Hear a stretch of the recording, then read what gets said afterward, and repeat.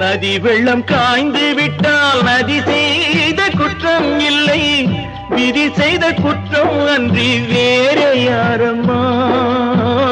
நதி வெள்ளம் காய்ந்து விட்டால் நதி செய்த குற்றம் இல்லை, விதி செய்த குற்றம் அன்றி வேறு யாரம்மா.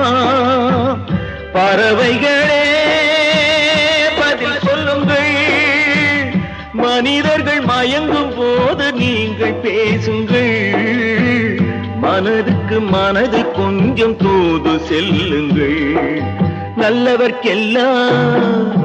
நல்லவர்க்கெல்லாம் சாட்சிகள் ரெண்டு, ஒன்று மனசாட்சி, ஒன்று தெய்வத்தின் சாட்சியம்மா, தெய்வத்தின் சாட்சியம்மா.